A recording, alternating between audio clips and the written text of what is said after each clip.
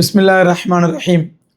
அல்ஹம்துலில்லாஹி ரபில் ஆலமீன் வஸ்ஸலாத்து வஸ்ஸலாம் அலா சய்யிதில் முர்சலீன் வ அலா ஆலிஹி வஸ்ஹாபிஹி அஜ்மாயின் அம்மாபாத்.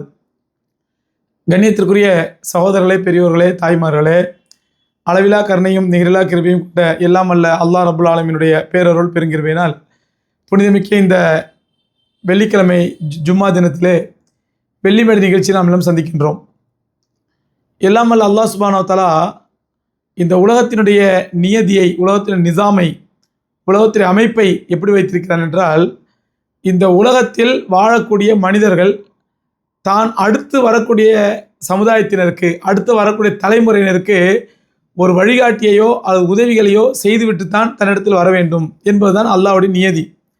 அந்த அடிப்படையில் தான் உலகத்திலே நமக்கு முன்னால் வாழ்ந்த நம்முடைய முன்னோர்கள், செல்வந்தர்கள், அல்லாஹ் ரபுல் ஆலமீன் அவருடைய வருமானத்திலே கோடிக்கணக்கான செல்வத்தை கொடுத்திருந்தான், நியாமத்தை அல்லாஹ் வழங்கியிருந்தான். அந்த செல்வங்கள் அனைத்தையுமே அவர்கள் தமக்கு பின்னால் வரக்கூடிய தலைமுறையினருக்கு பயன்பட வேண்டும், உலகத்திலே பயன்பட வேண்டும் என்று மட்டும் நினைக்காமல் அது தன்னுடைய மறுமைக்கும் பயன்பட வேண்டும் என்ற அடிப்படையில் தான் கோடானு கோடிக்கணக்கான சொத்துக்களை அவர்கள் அடுத்த தலைமுறையினருக்கு வக்ஃப் செய்துவிட்டு சென்றார்கள். இதுதான் இப்போதைய வக்ஃப் சட்டம் என்பது, வக்ஃப் பொருள் என்பது. வக்ஃபுன்னா என்ன அப்படின்னு சொன்னால், நான் ஒரு பொருளை இது அல்லாவுக்காக, அல்லாஹ் தீனுக்காக அப்படின்னு நியத்து வச்சுட்டாலே முடிஞ்சு போச்சு, அது வக்ஃப் சொத்தாயிடும். அந்த சொத்தை நானோ, என்னுடைய வம்சத்தினரோ, என்னுடைய வாரிசுகளோ, என்னுடைய அடுத்த தலைமுறையினரோ யாரோ அவங்களுடைய சொந்த நலனுக்கு பயன்படுத்தக்கூடாது, பொது நலனுக்காக, பொதுமக்கள் நலனுக்காக, அல்லாஹ் தீனுடைய நலனுக்காக பயன்படுத்தலாம். இப்படி முஸ்லீம்கள் தங்களுடைய சொந்த சொத்துக்களை, தனக்கு சொந்தமான சொத்து, இப்போது வேற ஒருத்தர் பொருள் கிடக்குது, ஒரு புறமுக இடம் கிடக்குது, அதை எடுத்து நான் வக்ஃப் செஞ்சு போக முடியாது. சொல்லுவாங்க ஊரா விட்டு கோழி எழுத்து அம்மா மேலே ஃபாத்தியா ஓதுன்னு சொல்லி, அப்படி ஃபாத்தியா ஓத முடியாது. எனக்கு சொந்தமான சொத்தாக இருந்தால் மட்டும்தான் அதை நான் வக்ஃப் செய்ய முடியும். அந்த அடிப்படை தான் வக்ஃப் சொத்துக்கள் ஏராளமான முறையில் குவிந்தன இந்தியாவிலே. ஏராளமாக இந்தியாவில் மட்டும் உலகம் முழுவதுமே முஸ்லீம்கள் அப்படி தான் பண்ணுவாங்க. உலகம் முழுவதும் இருக்கக்கூடிய இஸ்லாமிய நாடுகளில் என்ன பண்ணுவாங்கன்னு சொன்னால், அதை அந்த இஸ்லாமிய அரசாங்கமே அதை மெயின்டைன் பண்ணும், நடைமுறைப்படுத்தும், வக்ஃபுடைய நோக்கத்தை நிறைவேற்றி கொடுக்கும், வக்ஃபுக்காண்டி பயன்படுத்திட்டு இருப்பாங்க.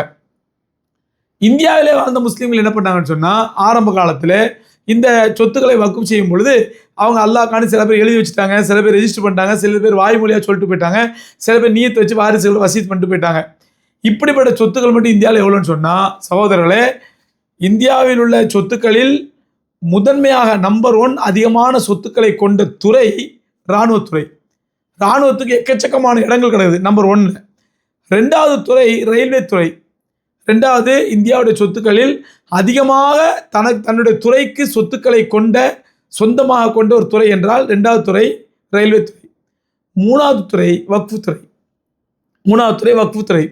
இந்த வக்ஃபு நிலங்கள், வக்ஃபு பொருட்கள், வக்ஃபு இடங்கள், ஆயிரக்கணக்கான ஏக்கர்கள், லட்சக்கணக்கான சொத்துக்கள், கோடானு கோடிக்கணக்கான மதிப்புள்ள சொத்துக்கள் காலங்கள் மாற மாற மக்களால், சுயநலமிகளால், சமூக விரோதிகளால் அவைகள் ஆக்கிரமிக்கப்பட்டன, அவைகள் என்கரேஜ்மெண்ட் செய்யப்பட்டன. இதை தடுப்பதற்காக வேண்டியும், பறிபோன வக்ஃபுகளை மீட்டெடுப்பதற்காக வேண்டியும் வக்ஃபு சட்டம் என்ற ஒரு சட்டம் இந்தியாவுடைய அரசியலமைப்பிலே நிர்ணயிக்கப்பட்டு, அந்த சட்டத்தை நடைமுறைப்படுத்துவதற்கு வக்ஃபு வாரியம் என்ற பெயரில் ஒரு வாரியம் உருவாக்கப்பட்டு, அதை ஒவ்வொரு மாநில அரசினுடைய கண்ட்ரோலில் கொடுக்கப்பட்டு அந்த மாதிரி வக்ஃபு சொத்துக்கள் பராமரிக்கப்பட்டு கொண்டிருக்கிறது. இதில் இந்த வக்ஃபு சட்டத்தை நிறைவேற்றும் பொழுது சில அமெண்ட்மெண்ட் தேவைப்பட்டுச்சு. இதுக்கு முன்னாடி 2 முறை திருத்தங்கள் வந்திருக்குது. அது நலனுக்காக, வக்ஃபு நலனுக்காக, இல்லை இப்படி பண்ணால் இப்படி இருக்கும், எல்லா துறையிலையும் எல்லா சட்டங்களில் வர்ற திருத்தம் மாதிரி, அமெண்ட்மெண்ட் மாதிரி வக்ஃபு சட்டத்தில் 2 முறை 1959 59 ஒரு முறை, 64 ஒரு முறை, 2 முறை அமெண்ட்மெண்ட் செய்யப்பட்டிருக்கு, திருத்தம் செய்யப்பட்டிருக்குது. அதற்கு பிறகு வக்ஃப் வாரியம் என்பது ஒரு தன் சுயாட்சி கொண்ட ஒரு நிறுவனமாக, சொத்துக்களை பராமரிப்பதற்கு கொஞ்சம் அதிகாரம் கொண்ட அமைப்பாக, சும்மா பல்லு பிடுங்கப்பட்ட பாம்பா இல்லாமல் கொஞ்சம் அதிகாரம் உள்ள அமைப்பாக வக்ஃபு நிறுவனம் செயல்பட்டு வருகிறது. அந்த வக்ஃபு நிறுவனமே, அதாவது வக்ஃபு சொத்துக்களுடைய ஊழலை பாதுகாப்பதற்காக நிறுவனப்பட்ட நிறுவனமே பிற்காலத்தில் ஊழல் செய்ய ஆரம்பிச்சிருச்சு. இப்படி லஞ்சம் ஊழலை ஒழிப்பதற்காக தான் போலீஸ் சொன்னால், அந்த போலீஸை லஞ்சம் வாங்க ஆரம்பிச்சிட்டோம் இல்லையா? அந்த மாதிரி இப்போ குற்றவாளிகளை, பொருளாதார குற்றவாளிகளை பிடிப்பதற்காக தான் என்ஃபோர்ஸ்மெண்ட் டிபார்ட்மெண்ட், ஈடிங்கிறான். அந்த ஈடி என்ன பண்ணால் அவனே பொருளாதார குற்றச்சாட்டு மாட ஆரம்பிச்சிட்டான். அந்த ஈடி ஆஃபீஸர் லஞ்சம் வாங்கிட்டு நான் அவனை விட ஆரம்பிச்சிட்டான். அந்த மாதிரி இந்த வக்ஃபு துறையும் வக்ஃபு சொத்துக்களை பாதுகாப்பதற்காகவும் ஊழலை ஒழிப்பதற்காக வக்ஃபில் நடக்கக்கூடிய ஊழல் லஞ்சலை ஒழிப்பதற்காகவும் பறிபோன வக்ஃபுகளை மீட்பதற்காகவும் உருவாக்கப்பட்ட வக்ஃபு வாரியமே பிற்காலத்தில் அந்த வாரியத்தின் உறுப்பினர்களால் வக்ஃபு சொத்துக்கள் சூறையாடப்பட்டன, கொள்ளையடிக்கப்பட்டன. அது பல்வேறு வழக்குகள் நடக்குது, இப்போ போராட்டங்கள் நடக்குது, மக்கள் விழிப்புணர்வு நடந்துகிட்டு இருக்குது. இந்த பாசிச அரசாங்கம், RSS உடைய அரசாங்கம் முஸ்லீம்களை அறுத்தொழிக்க வேண்டும், கருவறுக்க வேண்டும், முஸ்லீம்களுக்கு ஒழித்து கட்ட வேண்டும், முஸ்லீம்களை இந்தியாவிலிருந்து ஸ்பெயினில் துடைக்கப்பட்டதை போட்டு துடை தெரியப்பட வேண்டும் என்ற ஸ்பெயினை முன்மாதிரியாக வைத்து முஸ்லீம்களை பூண்டோடு ஒழிப்பதற்காக திட்டமிடக்கூடிய RSS அவன் ஆட்சியில் எப்போ அவன் கண்ட்ரோல் எப்போ ஆட்சி வந்துச்சோ அவன் அந்த வக்ஃபை பார்த்து சும்மா இருப்பானா? இதில் இருக்கவே விளையாடாமல் இருப்பானா? வக்ஃப் திருத்தம் ஒரு சட்டம் கொண்டு வர ஆரம்பித்தான், வக்ஃப் திருத்த சட்டம். இதுக்கு முன்னாடி 2 முறை வந்துருது வக்ஃப் திருத்த சட்டம். அப்பெல்லாம் முஸ்லீம் யாரும் அப்ஜெக்ஷன் பண்ணல, ஏன்னா உண்மையில திருத்த சட்டம். ஆனால் இது வக்ஃப் திருத்த சட்டம் அல்ல, வக்ஃப் திருட்டு சட்டம். வக்ஃபு சொத்துக்களை இதுவரைக்கும் இல்லீகலா வக்ஃபு சொத்துக்களை கொள்ளடிக்கிறது, திருடுறது இல்லீகல், அது சட்டத்திற்கு புறம்பானது. அவன் நடவடிக்கை எடுக்கலாம், கேஸ் போடலாம், தண்டனை கொடுக்கலாம், பறிக்கலாம், எல்லாம் பண்ணலாம். ஆனால் அந்த வக்ஃபு சொத்துக்களை திருடுவதற்காக லீகலாகவே சட்டப்பூர்வமாகவே இன்னைக்கு நீ வக்ஃபு சொத்து திருடலாம். ஒரு RSS காரன் ஒரு பள்ளிவாசல் இடிச்சிட்டு இது ஏன் இடம் அப்படின்னு சொல்லி சட்டப்பூர்வம் தூக்கிட்டு போயிடலாம். ஒரு RSS காரன் மதரசா இடிச்சிட்டு இது ஏன் இடம் அப்படின்னு சட்டப்பூர்வமாக எடுத்துகிட்டு போயிடலாம். ஒரு RSS காரன் 400 ஆண்டுகள் 500 ஆண்டுகள் பழமை வாய்ந்த முழு டாக்குமெண்ட் ஆதாரங்கள் உள்ள ஒரு முஸ்லீமுடைய பொது கபரிஸ்தானை இது என்னுடைய இடம் சொல்லி அந்த பள்ளம் தோண்டி அங்கே அடக்கப்பட்ட கபறுகள், ஜனாசாக்கள், அங்கே அடக்கப்பட்ட எலும்புகள் எல்லாத்தையும் ஓரமத்துக்கு போட்டு அவன் ஒரு ஷாப்பிங் காம்ப்ளெக்ஸ் கட்டிட்டு போயிடலாம் என்பதற்கு வழிவகுக்கக்கூடிய திட்டம் தான் இப்பொழுது நேற்று பார்லிமெண்ட்டில் நடைமுறைப்படுத்தப்பட்ட வக்ஃபு திருட்டு சட்டம். வக்ஃபு திருட்டு சட்டம் இதில் என்ன பெரிய கொடுமைண்டா, இந்த வக்ஃபு திருட்டு சட்டத்தில் அமித்ஷா பேசுகிறான், உள்துறை அமைச்சன் என்ன பேசுகிறான், வக்ஃபு சொத்துக்களை பாதுகாப்பதற்காகத்தான் இந்த சட்டம் கொண்டு வரப்பட்டுச்சா? ஆமாம், நீ வக்ஃபு சொத்தை பாதுகாக்கணுங்கிற, எப்படி பாதுகாப்ப? முஸ்லீம்கள்ட்ட பிடுங்கி RSS காரன் பாதுகாப்பான். முஸ்லீம்கள்ட்ட பிடுங்கி RSS காரன் தான் அதானி அம்பானி பாதுகாப்பான், உன் மகான் ஜெய்ஷா பாதுகாப்பான், இல்லை நீ பாதுகாப்ப. அப்போ யார்கிட்ட பாதுகாப்ப? முஸ்லீம்கிட்ட உள்ள சொத்துக்களை நாங்கள் பிடுங்கி பாதுகாப்பதற்காக இந்த சட்டம் கொண்டு வர சொல்லி அமித்ஷா பாராளுமன்றத்தில் அலறான். இது எப்படின்னா, ஒரு ஏழை தாய் ஒரு பச்சையில குழந்தை வச்சிருக்கிறான். அந்த குழந்தைக்கு பால் விட்டுறதுக்கு ஒழுங்கான பால் இல்லை, அவள்கிட்ட சாப்பாடு போடுறதுக்கு ஒழுங்கான காசு இல்லை, ஏதோ அங்கேயே எடுத்து பிள்ளை ஏதோ சாப்பாட்டு அந்த பிள்ளையோட உயிரை காப்பாற்றி வச்சிருக்கா. ஒரு அயோக்கியம் என்ன பண்ணுறான், அந்த பிள்ளை திருடிட்டு ஓடுறான், அந்த பச்சையில குழந்தைய திருடிட்டு ஓடுறான். போலீஸ் விரட்டி பிடிச்சி தலையில் தட்டி அந்த குழந்தைய பிடுங்கினா, அப்போ அந்த அயோக்கியம் சொன்னானா, அமித்ஷா மாதிரி அந்த அயோக்கியன், அந்த குழந்தைய அவள்கிட்ட இருந்தா, அந்த தாய்கிட்ட இருந்தா அவளுக்கு பால் கொடுத்து அவள் மடுவில் பாலே இல்லை, அந்த பிள்ளைக்கு சோறு போடுறதுக்கு அவளோட காசே இல்லை, அதனால் அவள்கிட்டேருந்து இந்த பிள்ளையை பாதுகாத்து நான் நல்ல வழக்கத்துக்காக தான் இதை திருடிட்டு போனேன் அப்படின்னு அந்த அயோக்கியம் சொன்னால், அந்த RSS காரன் சொன்னால், அதில் எவ்வளோ நியாயம் இருக்குமோ அதே மாதிரி நியாயம்தான் அமித்ஷா இந்த பாராளுமன்றத்தில் அலறிய நியாயம். உன்னுடைய கோயில் சொத்துக்களை உன் RSS காரனே ஆட்டை போட்டு வச்சிருக்கான், அதை முதல்ல காப்பாற்று. வெக்கமா இல்லை உனக்கு? இந்த வார்த்தையை சொல்றது வெக்கமா இல்லை? முஸ்லீம் சொத்துக்களை பாதுகாப்பதற்காண்டி தான் இந்த வார்த்தை சொன்னால், இந்த சங்கிகள், இந்த RSS அயோக்கியர்கள் தங்களுடைய சுயநலத்துக்காக மானங்கெட்டு ஈனங்கெட்டு சூடு சொரணக்கட்டு எவ்வளவு கேவலமானாலும் போய் பேசுவான் என்பதற்கு ஒரு மானங்கெட்ட தூ என்று காரி துப்பக்கூடிய மானங்கெட்ட செயல்தான் இது அமித்ஷா பேசியது. ஒரு மானங்கெட்ட அலறல் அது. அருமைக்குரியவர்களே, வக்ஃப் சட்டத்தை நிறைவேற்ற நினைச்சாங்க, நிறைவேற்றிட்டானுங்க. இனிமே என்ன நடக்கும்? இதுதாங்க நமக்கு முன்னாடி முஸ்லீம்களுக்கு முக்கியமான கேள்வி. இனிமே என்ன நடக்கும்? இன்னைக்கு யூபியில் யோகி முஸ்லீம்கள் வீடுகளை கருவறுத்து என்ன பண்ணுறான், புல்டோசர் வச்சு இடிக்கிறான். 3 மாடி 4 மாடி கட்டியிருப்பான் அவன், கஷ்டப்பட்டு ஆராய்ஞ்சி பீராஞ்சி குருவி சேர்க்குற மாதிரி சேர்த்து 100-200 சம்பாதிச்சு ஒரு சொந்த வீடு வேணும்னு கட்டி வச்சிருப்பான். அவன் ஏதாவது இஸ்லாமிய ஆக்டிவிட்டியில் ஈடுபட்டான், இஸ்லாத்தில் கொஞ்சம் தீவிரமாக இருக்கிறான், இஸ்லாத்தில் கொஞ்சம் ஆக்டிவாக இருக்கிறான் அப்படின்னு அவனை குறி வச்சுட்டானுன்னா, அவன் செய்கிற முதல் ஹராமி வேலைன்னா அவனுடைய வீட்டை புல்டோசர் ஒன்று இடிக்கிறான். சகோதரர்களே, இது இல்லீகல், சட்டத்துக்கு புறம்பானது என்று இன்னைக்கு சுப்ரீம் கோர்ட் சொல்லுது. கோர்ட்டுக்கு போகிறாங்க மக்கள், முஸ்லீம்கள் அலறிட்டு கோர்ட்டுக்கு ஓடுறாங்க. நமக்கு கடைசி நம்பிக்கை அது ஒன்று தான், அங்கேயாவது நியாயம் கிடையாதா பார்க்கணும் போவோம். அங்கே போனால் இன்னும் கூட சொல்லுவேன், இன்னும் கூட கொஞ்சமாவது நியாயத்தோடு தர்மத்தோடு யோசிக்க நீதிபதிகள் இன்னும் இருக்கத்தான் செய்கிறாங்க, நீதிமன்றங்கள்ல. அந்த மாதிரி நியாயமாக தர்ம யோசிக்கும் நீதிபதிகள் அவன் சொல்கிறான், அப்படி பாவி அநியாயக்கார பாவி, அவன் ஏதோ கரண்ட் பில் கட்டல, தண்ணி பில் கட்டல, அல்லது 2 அடி முன்னாடி கட்டினான் 2 அடி பின்னாடி கட்டினான் அப்படிங்கிறதுக்காண்டி அவன் லட்சக்கணக்கான காசை போட்டு கட்ட அந்த பில்டிங்கை இடிக்கிறிய, உனக்கு கொஞ்சோட மனசாட்சி இல்லையா அப்படின்னு காரி துப்புறான் சுப்ரீம் கோர்ட்டு. அவனுக்கு 10 லட்ச ரூபா நஷ்டம் கொடுக்குறான். இது எப்போ? இப்போ ஏன் யோகி செஞ்ச செயல் இது ஒரு இல்லீகல், சட்டத்துக்கு புறமான செயல்கிறதுனால சுப்ரீம் கோர்ட் தலையிடுது. ஆனால் இந்த வக்ஃபு சட்டம் நிறைவேறிவிட்டால் சகோதரர்களே, முஸ்லீம் பெருமக்களே, நம்முடைய உயிரினும் மேலான பள்ளிவாசல்கள் எப்போ வேணாலும் வந்து இடிக்கப்படலாம், புல்டோசர் வரலாம். அது லீகல், சட்டப்பூர்வம். எவனும் ஏற்றி கேட்க முடியாது, எந்த கோர்ட்டுக்கும் ஓட முடியாது. அதை எதிர்த்தால் நீங்கள் சட்டத்தை எதிர்க்கிற மாதிரி ஆகிடும்.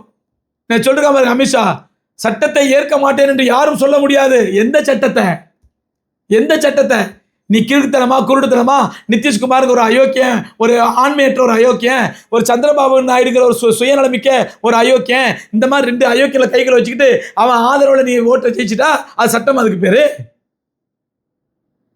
இந்தியாவில் உள்ள சுமார் 40-50 கோடி முஸ்லீம்கள உணர்வுகளை ஒரு 234 எம்பிக்கள் தீர்மானிச்சுட்டா அது சட்டமா? உனக்கு சட்டத்தை ஏற்கமானு யாரும் சொல்ல மாட்டார்கள்.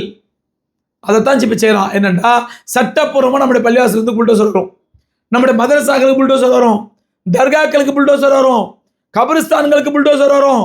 கேட்டா சட்டத்தை எதிர்ப்பதாயே எதிர்க்கக்கூடிய அத்தனை பேர் உள்ள ஜெயிலில் போடுவான். தடா போடா என்னையே மண்ணையே எல்லாத்தையும் தூக்கி போடுவான். இவைகளை நடைமுறைப்படுத்துவதற்காகத்தான் இந்த அழுகின்ற ஓனாய், ஆடு நனைய ஓனாய் அழுன்னு சொல்லுவாங்க. இந்த அழுகின்ற ஓனாய் பார்லிமெண்ட்ல நீலி கண்ணீர் வடிக்குது, முதல கண்ணீர் வடிக்குது, அழுவுது, முஸ்லீம் சொத்துக்களை பாதுகாக்க போறாங்க அப்படின்னு சொல்லி. அருமைக்குரியவர்களே, முஸ்லீம் பெருமக்களே, இந்த நேரத்தில் நாம் ஒரு செய்தி இங்கே பதிவு செய்தாக வேண்டும்.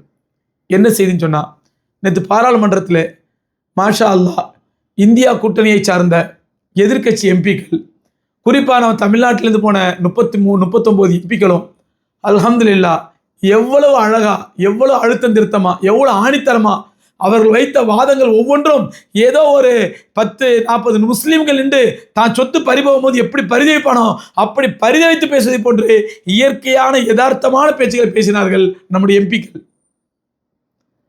கடந்த நாடாளுமன்ற தேர்தலில் ஒட்டுமொத்த முஸ்லிம்களும் திமுக கூட்டணிக்கு வாக்களித்தது ஒரு நியாயம்தான், சரியான ஆட்களுக்கு தான் வாக்களித்திருக்கிறார்கள் என்று நாம் சொல்வதை போன்று நினைப்பதை போன்று இருந்தது பாராளுமன்றத்தில் வாதித்தது. குறிப்பாக ராசா அவர்களுடைய வாதம்,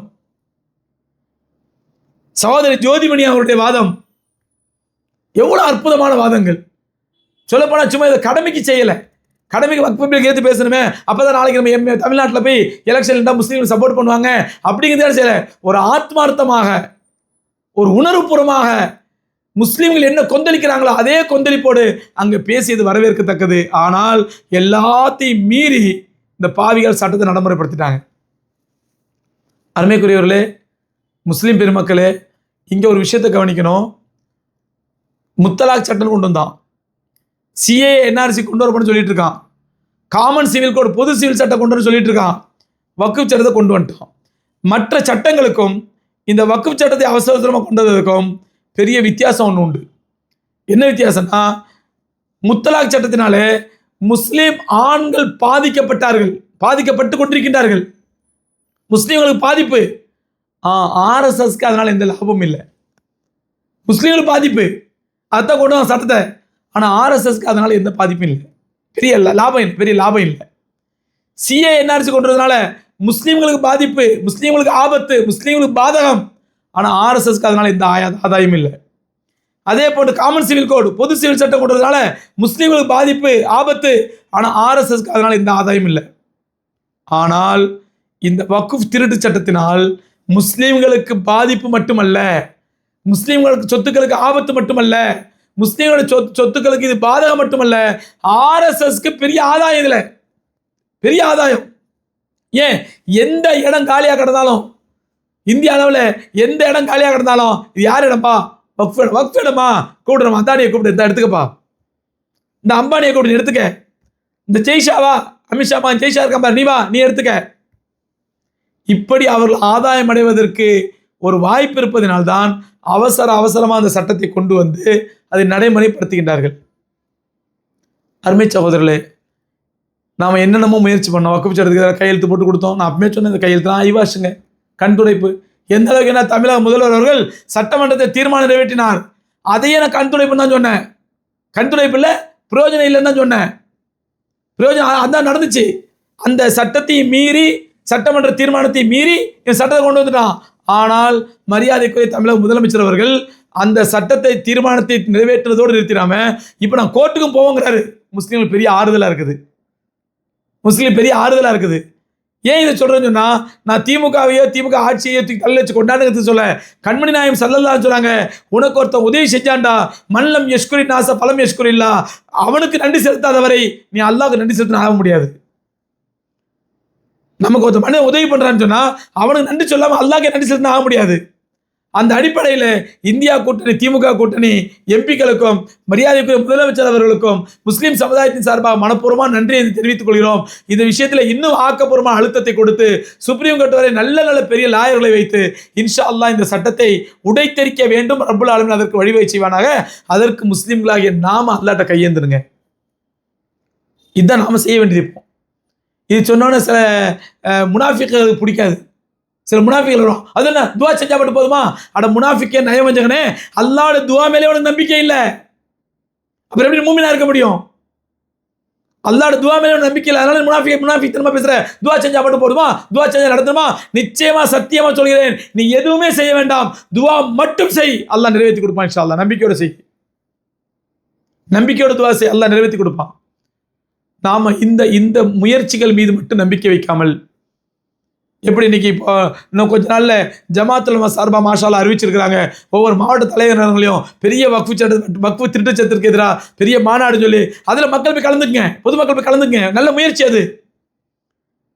அதே மாதிரி மற்ற கட்சியிலேயே நடத்துகிறாங்க, போய் கலந்துங்க. ஆல் இண்டியா முஸ்லீம் பெருசலாவில் அறிவிச்சிருக்கிறாங்க, உங்க பகுதியில் போராட்டம் சொல்லி போராட்டங்களை கலந்துங்க. ஆனால் போராட்டங்கள் மீதோ, முதலமைச்சர்களை சந்திப்பதன் மீதோ, எம்பிக்களை சந்திப்பதன் மீதோ, ஆர்ப்பாட்டங்கள் மீதோ நம்பிக்கை வைக்காதீங்க. நம்பிக்கை அல்லாஹ் மேலே வைங்க. ரப்பே, உன் மேலே மட்டும்தான் நம்பிக்கை, நீ தான் இந்த முசீபத்திலிருந்து எங்களை காப்பாற்றணும். அல்லாஹ் மீது மட்டும் நம்பிக்கை வைங்க. இன்ஷா அல்லாஹ், அல்லாஹ் ரப்புல் ஆலமீன் மாபெரும் வெற்றியை கொடுப்பான். அருமைக்குரியவர்களே, இன்ஷா அல்லாஹ் அல்லாஹ்விடத்தில் துவா செய்வோம். வல்ல ரப்புல் ஆலமீன் இந்த வக்குஃப் திருட்டு சட்டத்திலிருந்து இந்த இஸ்லாமிய சமுதாயத்துக்கு பாதுகாப்பை கொடுப்பானாக, இஸ்லாமிய சமுதாயத்தை பாதுகாப்பானாக, நமக்கு தேவையான எல்லா இபாதத்துகளையும் மனப்பூர்வம் செய்கிற தௌஃபீக் தந்தருள்வானாக. இன்ஷா அல்லாஹ் இனிமேல் ஒவ்வொரு வெள்ளிக்கிழமையும் இதே நேரத்தில் 12:30 மணிக்கு அந்தந்த வாரம் நடக்கக்கூடிய நிகழ்வுகளுக்கு அல்லாஹ் ரசூலுடைய சட்டத்திலிருந்து, சஹாபாக்களுடைய சீரத்திலிருந்து அதற்கான தீர்வுகளை இன்ஷா அல்லாஹ் சொல்லக்கூடிய வெள்ளி மேடை நிகழ்ச்சி ஒவ்வொரு வெள்ளிக்கிழமையும் இன்ஷா அல்லாஹ் 12:30 மணிக்கு நடைபெறும். அனைத்து சகோதரர்களும் இதை சப்ஸ்கிரைப் பண்ணுங்கள், இந்த லிங்கை மற்றவங்களுக்கு அனுப்புங்க. இன்ஷா அல்லாஹ் அனுப்பி இந்த நிகழ்ச்சியை நேரடியாகவே நீங்கள் பாருங்கள். அதே மாதிரி ஒவ்வொரு வெள்ளிக்கிழமையும் இன்றிலிருந்து ஒவ்வொரு வெள்ளிக்கிழமையும் இரவு 10 மணிக்கு இன்ஷா அல்லாஹ் நேரடியாக ஆன்லைனில் மார்க்க சம்பந்தமான கேள்வி பதிலும் வாரம் நடக்கும். இன்ஷா அல்லாஹ் அதிலும் கலந்து கொண்டு உங்களுடைய மார்க்க சம்பந்தமான சந்தேகங்களை கேட்டு தெளிவு பெற்றுக் கொள்ளுங்கள். வல்ல ரப்புல் ஆலமீன் நம்முடைய இந்த முயற்சியை கபூல் செய்வானாக, ஏற்றுக்கொள்வானாக. இஸ்லாமிய சமுதாயத்தை இந்தியாவிலும் உலகெங்கிலும் தலை நிமிர்ந்து வாழக்கூடிய தௌஃபீக் செய்தருள்வானாக. வாஹிரு தாவானா அல்ஹம்துலில்லாஹி ரப்பில் ஆலமீன். அஸ்ஸலாமு அலைக்கும் வரஹ்மத்துல்லாஹி